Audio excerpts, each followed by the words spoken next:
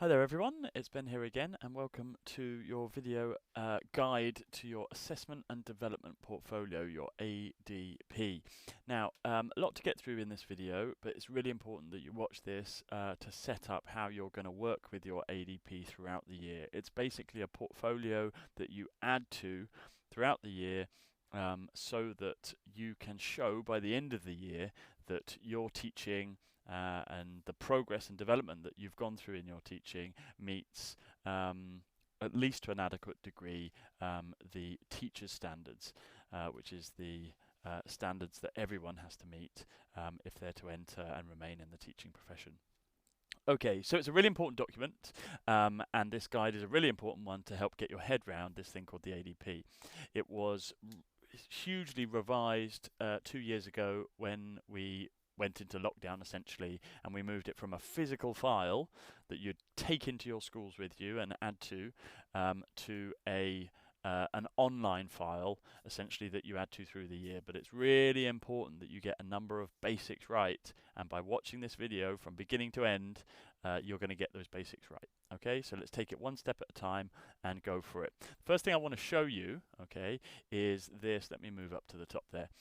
Is all the things that contribute to your ADP. Okay, there's a number of things that contribute to it, and what goes into your ADP will vary depending on when in your PGC you are. So this kind of diagram is hopefully useful in breaking things down. So what we've got here, we've got the phases of the secondary PGC. I talk about this in I think in how your course is assessed, or maybe professional expectations. We've got the beginning phase, establishing phase, embedding phase, and deepening phase that spreads through the year. And within that, right now we're in this IOE block. Okay, and then we go into first placement, SE1. But remember, a day a week remains at the IOE until after the winter or stroke Christmas break, where it's full time. Then you're back with us for just under a month, about 3 weeks in February. Then again, you're back in school and you move to full time in your second placement school much quicker than SE1. So there we go. And then we have an IOE block at the end. So that sets out when things are happening and where you are and what you're doing. And then down the left here, we've got all the different bits that contribute to your assessment and development portfolio. I'll start with what we know already, and there's two things I've spoken about already. That's the pre-course tasks. Obviously, they contribute to your assessment and development portfolio, and you've done them already, so I've put them in this IOE block at the beginning, and once you get your individualized ADP you'll be able to put them in there, and I'll show you how to do that later in this video. The second thing we've talked about already is the IPS Learning Locker. Remember, for each theme you're to identify the key learning points from that theme and just write them down in the left hand column, and then essentially what you're then supposed to do is, when appropriate, you kind of add some notes on how that learning has made a difference to your actual teaching, as and when that happens. So it might be that now and again you revisit your IPS Learning Locker when you're on placement to add in a few notes on that. So it might be that you learnt something about safeguarding, for example, or fundamental British values, or types of school, and then these things might have made a difference to your teaching, and you remember that one day and you go into your ADP and make some quick notes on how it's made a difference to your teaching practice. Okay, and you're making key learning points when we have IPS sessions, so that the IPS sessions happen at the beginning of the course, in the middle of the course, and at the end of the course. There's 11 sessions, 11 days overall.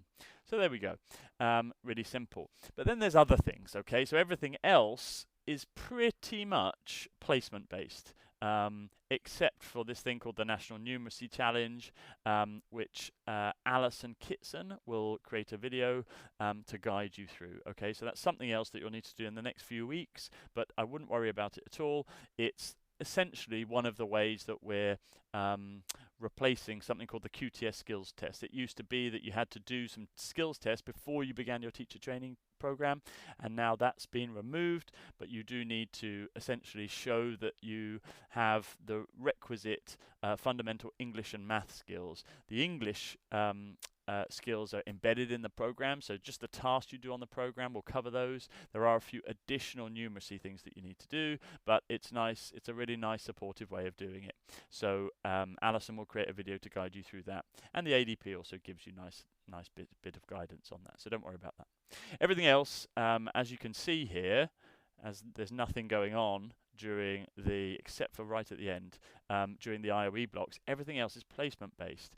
So there's a few check style documents which are where your mentor or your PCM at school just ensure that you're getting what you're entitled to. They're these checks documents, so that's in a sense quality assurance for us to make sure you're getting what you're entitled to.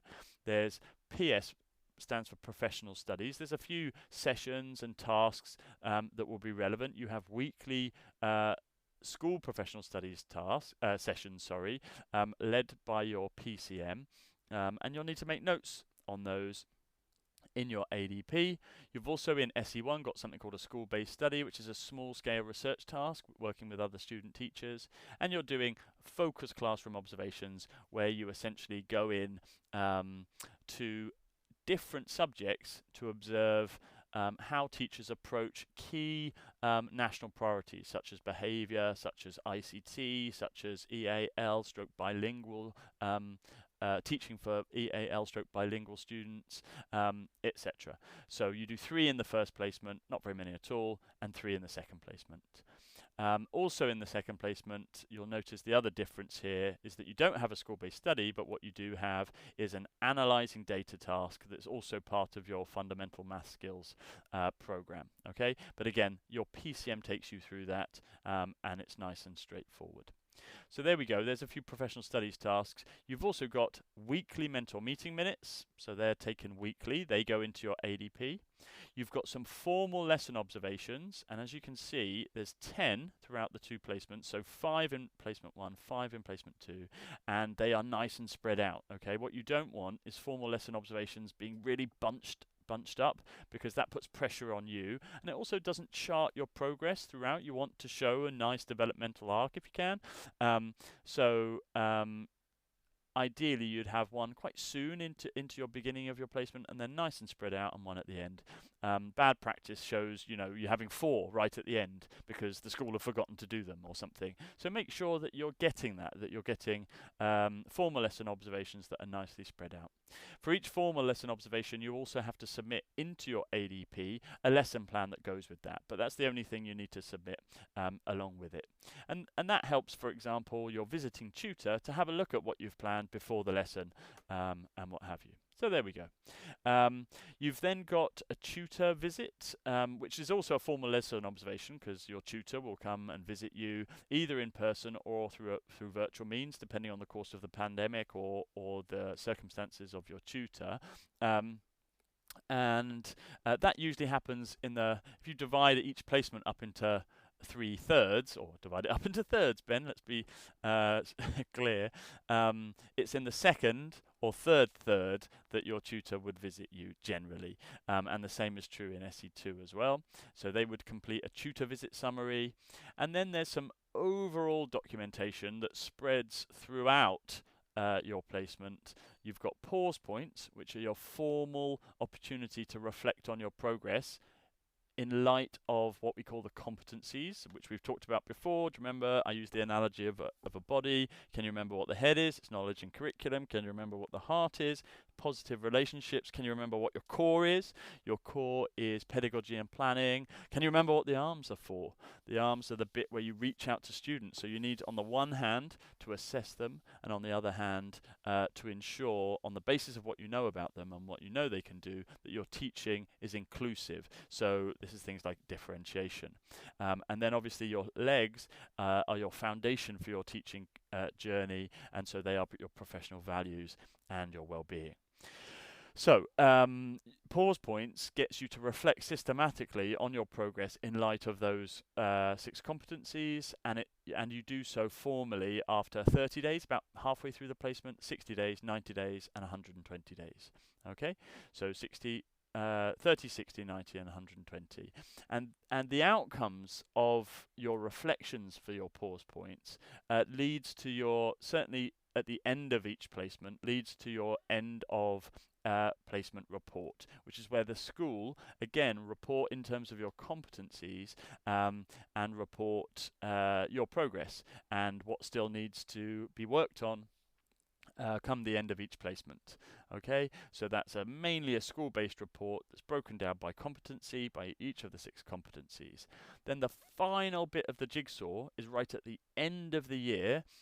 When you're back at the institute, there's something called an ADP summative review and career development profile, but I didn't really have space to put all that in, so I put in ADP review, and that's where you essentially take all the evidence that you've compiled through the year and you signpost where the strongest examples are that show you've met not the competencies but the teacher standards. Okay, and essentially there will be lots of evidence, there will be lots of examples, because ultimately our competencies, I keep talking about this, our competencies include and encompass the teacher standards.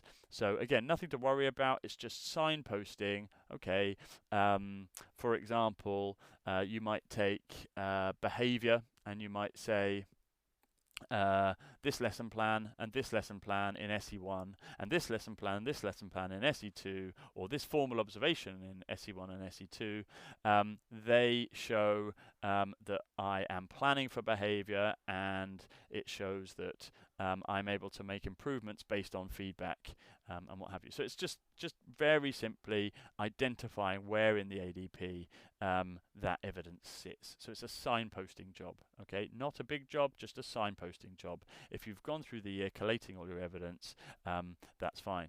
The other thing to say is that the ADP, when you first open it up, it looks terrifying. It looks as if, oh my goodness, it's 100 pages long. How am I ever gonna, this is overwhelming.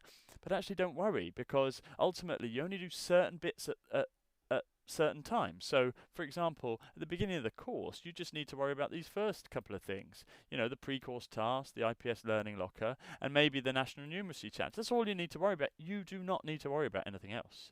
Okay, so in the next couple of weeks, all you need to worry about is those things, and then start thinking about the other things once you get on placement. Okay, simple. Is there anything else to say there? I don't think so. This document here, by the way, is accessible through your ADP. So there we go. So I hope that's given you a nice little overview. The next thing I want to do is talk about setup. So there's 2 important things that you need to bear in mind when preparing to use your ADP for the first time. The first, let's open up this, is that you absolutely need a copy of Microsoft Word and really Office 365 to be able to use the ADP properly. If you're not sure about that, you just type in Office 365 and UCL and you'll come to this kind of page. Okay, so it says here UCL students and staff can obtain a copy of Office 365 at no cost. Okay, it includes Word and more. And the 2 things that the ADP run off are Word and OneDrive, and they're both included in Office 365. And for you, when you've fully enrolled and you've got your UCL login and you've got your password, you can use those credentials, okay, to log into Office 365 online, and it will allow you to access what you need to access the assessment development portfolio. So, for example, it says this is how to do it. It says download and install Microsoft 365 app for Windows and Mac. So it says first of all log in to the Office portal. Let's see if I can log in. It's trying to sign me in. Okay, it did sign me in. There we go. So I am signed in already. So well, I don't really need that. I didn't want it to actually sign me in. I wanted it to show me logging in with my credentials, but never mind. So that's the one thing you need. The second thing that you need is Moodle, okay, and you need to go to the secondary PG space. It's the one that looks like this, okay. It's got big secondary PGCE over the top of it. Just click on that. Actually, what I'm going to do, let me move myself to the bottom, is I'm going to move myself to a student view. Okay, don't worry. And this is so that I can see exactly what you see when you log in. Okay, so here we go. There's essential links. Fine, but that's not helpful for me. It's all about the IPS. There's the handbook.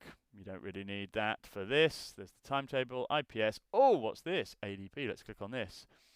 Well, this, ladies and gentlemen, is helpful for you. It gives you an exemplar ADP. Yeah, you can have a look at that if you still haven't got your individual ADP, which will be emailed to you, by the way, in the next couple of weeks. It talks about the fact you'll need Microsoft Office 365, fine, but then it gives you access to individual file templates that make up the ADP. Now, this is important. So basically, if I go back to this diagram, all of these things are individual documents, okay? So you've got formal lesson observations, you've got mentor meeting minutes, and what have you. Everything, you've got to imagine this has come from an old paper file that you used to collate, and everything is numbered differently and has got individual templates that form this this ADP. So that means that all of these, if I click, and again, look, it's taking me to OneDrive. This is my personal OneDrive, but you'll have access to this because it's shared with everyone. You've got all the individual files that pretty much make up the ADP here, okay?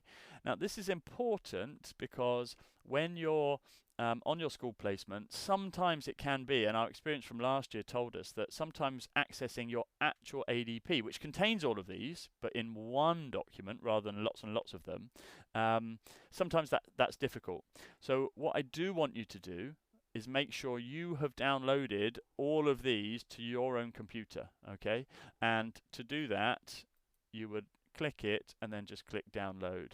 Now you can, if you want, tick them all and click download, okay, fine, that'll take them all to your computer, or all the individual files are in a zip file. If you know how to download and unzip a zip file, then just download that one, okay, download, and then extract it, etc. But if you're not sure how to do that, just download the individual ones.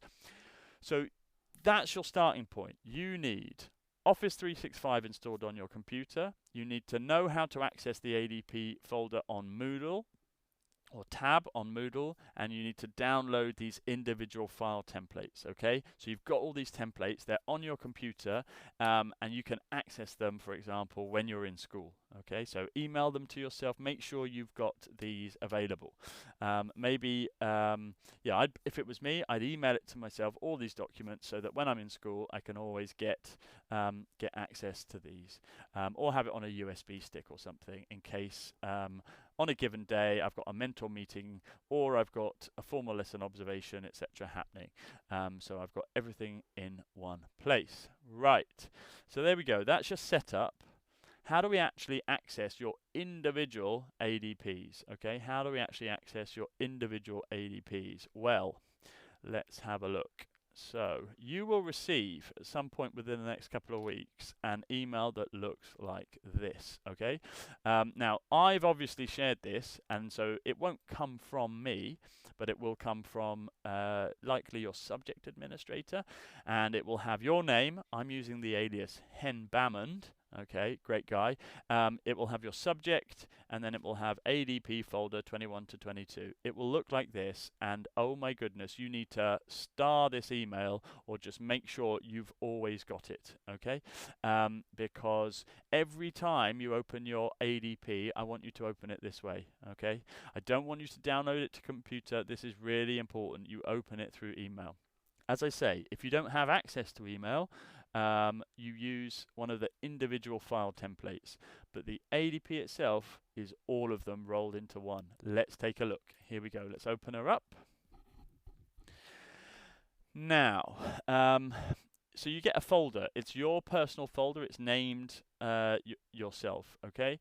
And in it will be your ADP Word document. That's a massive document, okay? That's the thing that you edit, and then you've got two folders where you put your lesson plans attached to each of the 10 formal lesson observations plus tutor visit observation. So if you have a look in SE1, you know that every time you've got a formal lesson observation, which is 5 times, plus your tutor visit, you're going to add a lesson plan into these folders. Okay, you've got edit access to your folder, and it's only you, your administrator, your tutor, subject leader, and me that has access, direct access to these. Okay. So there we go. So that's really simple. Folders are really simple. You don't put anything else in this folder, okay? I don't want to be opening up folders to see that people are chucking in all of their resources and what have you for all of their teaching experience. You will have practical teaching files and all that kind of stuff. You'll keep that somewhere else. This is just your assessment and development portfolio, your ADP. This is the formal bit of assessment, and it's something that you don't contaminate with loads and loads of other files and what have you. So let's open up Hen Bamman's ADP, see what it looks like. Here we go.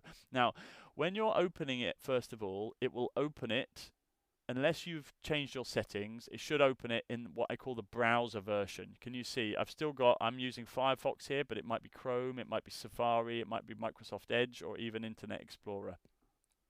So here we go. It opens it up, and I've put a few details in here, and you'll need to put these in. I've pretended that Hen Bamman's first placement is taking place at Oakland School. And do you remember Natasha from last week's debate session? Natasha, I've pretended, is my subject mentor. But you'll need to put details in there. The deal is, though, I don't really like it, and you won't particularly like it. Look, the ADP is 104 pages long, and when you edit in this version, in the browser version, the editing is really messy and a bit clunky. Okay, so my top tip, it's not really a tip, it's you need to do this, okay? It's when you click on editing, you click on open in desktop app, because that will open up this version of your ADP in the desktop app, and it'll be much more powerful doing so. So here we go, we've opened up, here we are, we're in the ADP, and as you can see, we're in a better version of Word. It's the actual version of Word rather than the browser version of Word. So there we go. So let's look through then. This is your ADP, hurrah. It is 104 pages long, but do not be overwhelmed by that. It's okay. You're just going to focus on a few little bits, like that diagram I showed you at the beginning. Few little bits as you go along, and you're adding to it through the year, okay? Right now, this is basically full of all the templates I showed you earlier. So all it is loads and loads and loads and loads and loads and loads and loads and loads of empty templates for you to fill through the year. So that's why it's long, okay, but don't worry too much. Now, top tips for easy use. I've already talked about you using the desktop app, okay, so that's the version we've opened here. Now, the desktop app auto-saves. So up here in the top left-hand corner, you'll see auto-save is on, and you're able to save this as you go, so long as you have an internet connection. And that's the key. Only open this version when you've got an internet connection. If you don't have an internet connection, and you need to add something or write something or do whatever, just use one of the templates and then copy and paste it across to your ADP once you get internet access. And for this reason, we never, ever, ever, ever, ever want you to save as, or save a copy, or download a copy of the ADP to your computer and start editing that. Why? Because the whole purpose of this ADP is that other people can see it and can share it. It's a shared online document. Even though you've opened it up in your desktop app, this is still saving online, so that if my tutor, for example, let's pretend I'm Hen Bamman, if my tutor wants to see it at any point, they can see it. If me as a program leader wants to see it, I can see it. If your subject leader wants to see it, they can see it, etc. So it's really important that this is the version, this live version is the version that you use, and you don't download it to your computer where only you can see it, okay? That's really key. So what it says here is use a template, okay, if you can't access the online ADP. Use a template and then copy across to your full ADP. Now, 104 pages, does that mean I have to scroll through every blooming page to get to where I want to go to? No, not at all, okay, because the third bit of advice, and this really is a bit of advice, 80%, 4 out of 5 student teachers found this last year. 1 out of 5 didn't and had a horrendous experience as a result. Use the navigation pane. Click View and then click navigation pane. And oh my goodness, what is this? You have got basically a jump to contents down the left hand side. So if I wanted to find straight away my IPS Learning Locker and copy across what I've written already, I just click on this, and here we go. Here's my version of the IPS Learning Locker, and then I put a little bit of summary. I can copy that across from the other file I've used. So really, really simple. For example, we know that we've asked you to, here's your pre-course tasks, and really, really simply, I can just copy and paste in my CV, my what makes a good teacher, my audit of prior learning experiences into here. And can you see it just jumps really simply to here. I talked about fundamental English and maths earlier. Here you go. Here you go. Really, really easy. So it's very simple and really easy to use if you use the navigation pane. Please do that, okay? In terms of editing your ADP, again, use the desktop Word app for best results.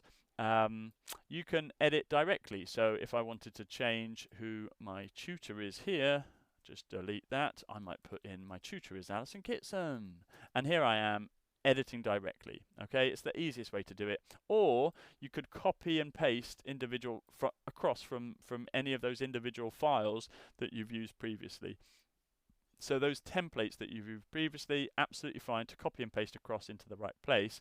If you really, really must, you can insert pictures or screenshots of files. So you take a picture onto your phone and then upload that picture, then email that to yourself or what have you, or sync it across and upload it as a picture in. Don't really like that because it makes the file really big, and therefore it takes longer to load and all those kind of things. It can slow you down. So try and avoid that. Try to go for direct editing. Okay, if you can't do that, put it in a template and then copy it across when the time is right. Okay, so there we go. Quick bit of feedback or on updates from last year. This has really reduced in size. It's now just 3 sections long rather than the 6 it was last year. There's lots of exemplars from last year's student teachers included here, whereas obviously last year it's the first time we had it, so they didn't have exemplars. So you're in an advantageous position this year. The guidance, as you can see from this page, I've put all the really important guidance in yellow highlight. So you can jump straight to the key bits that we really want you to understand and learn. We've also put extended guidance where it's available to URL links, so it doesn't clog up the document. Last year the document, rather than being 104 pages long, was at least 140, if not 150, so it was half as big again, and that was because it had all this guidance in it. But if I go to the contents, you'll see generally what we've done.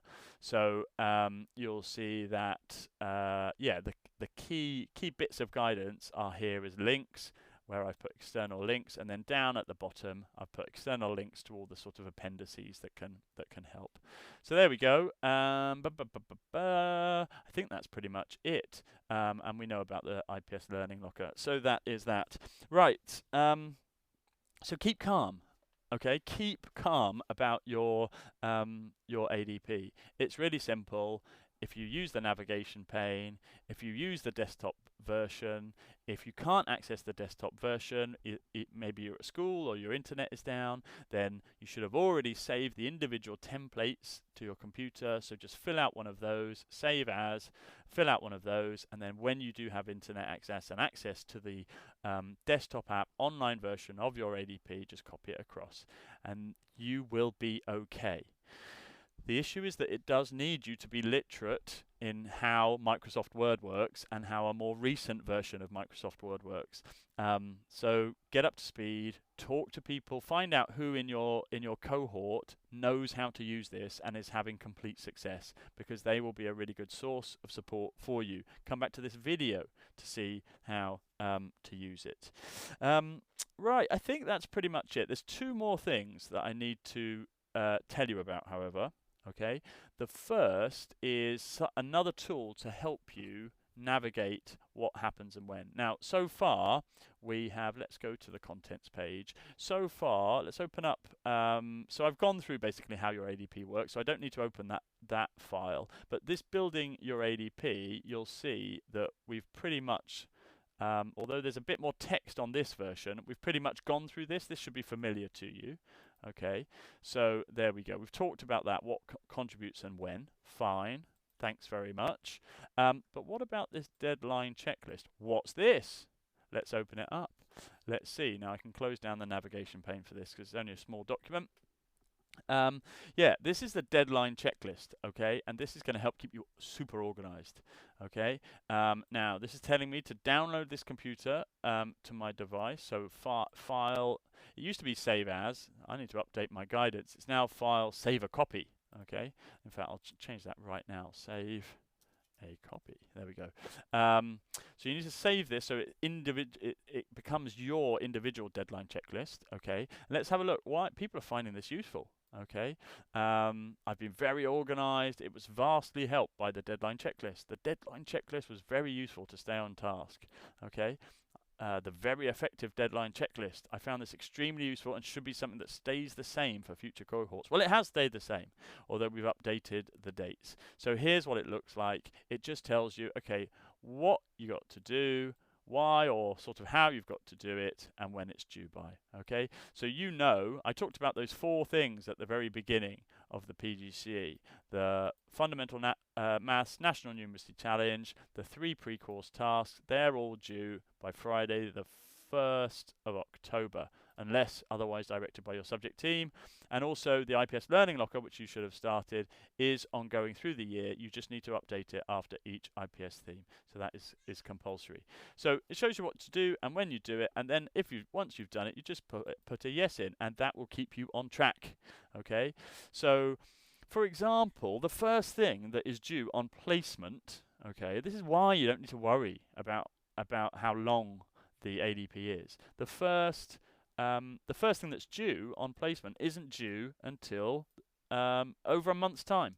On the 22nd of October, you should put in your SE1 induction check, okay? So you've got a little while, but do have a look through, okay? For example, your mentor meeting minutes might actually begin before that. It might begin as soon as your placement begins. You might have a mentor meeting minute. So that might be slightly earlier than the SE1 induction check. But anyway, so there we go. And it takes you through every single document that makes up part of your ADP and when you've got to do it. I talked about all of these before.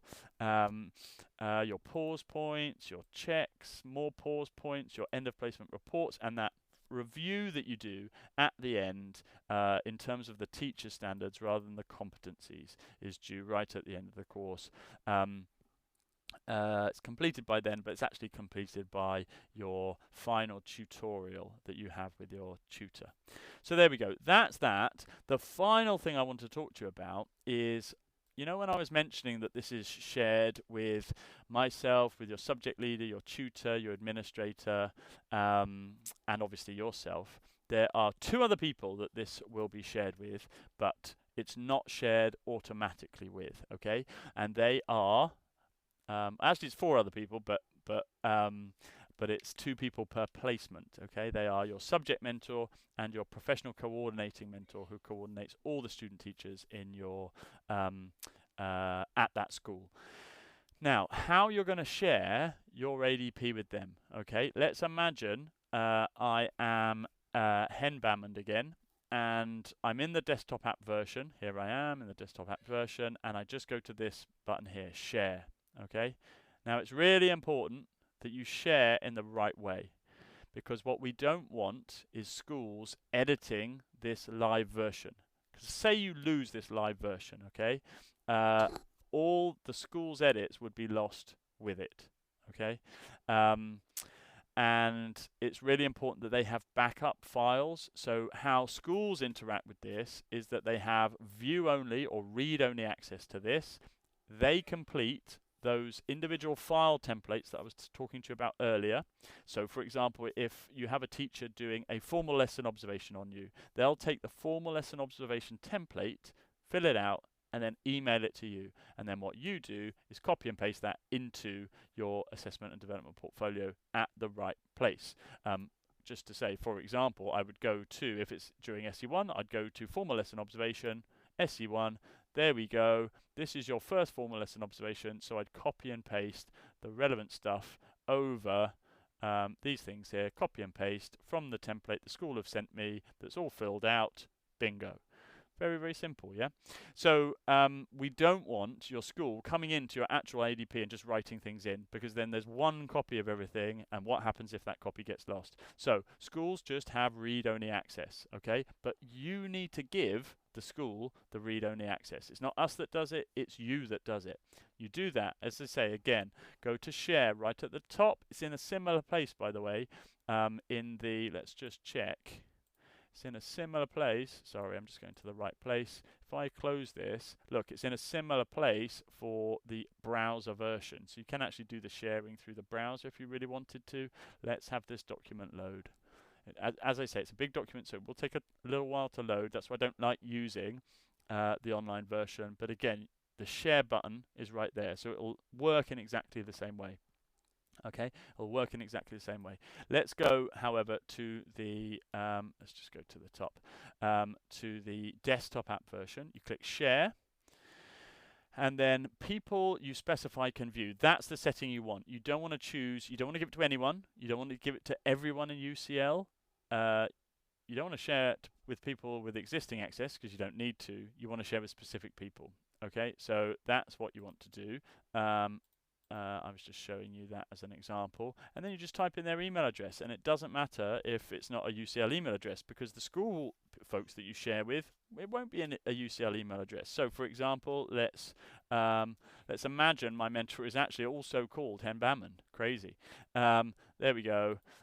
Dear Hen, here is my ADP for you to view. Many thanks for all your help. There we go, and I'd click send, and I would share that with Hen Banman. There we go. It's very, very simple, but you'd share it with two people. You'd share it with your PCM, and you'd share it with your subject mentor. So there we go. It's really simple how to share. Okay, it's really simple. Do it. I'd always recommend do it through the desktop app version. Okay, so that's everything. Remember, you access through the desktop app version. You always access through your email that you get. You are sent at the very beginning of the year. Looks like this, something like this, except it will have your name on it and what have you. What else? Use the navigation pane. If you don't use the navigation pane, you will be in pain. Okay, remember that. No navigation pane, total pain. So there we go. Remember, you go to, if you're home, you go to view, navigation pane, there you go.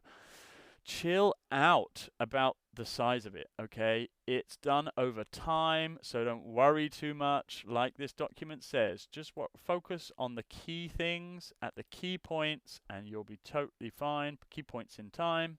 There we go. If you ever can't access the online version, this version here, just use the individual file templates that I've talked about at length. So that's all of these. Make sure you've downloaded these separately to whatever computer you're using when you're in school, or you've got them on a USB key or on your email, and you can access these.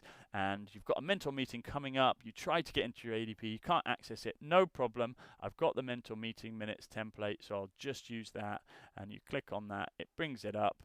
There you go, all fine, all fine. So I hope that all makes sense. It can take a little while to get your head round, but get familiar with it. Use that navigation pane. See how you click through. And I really hope that it will be a really nice and simple way to amass a huge amount of information through the year. 80%, at least 80% of people found it really supportive of their development last year, and they were huge numbers compared to the feedback we used to get for the old version.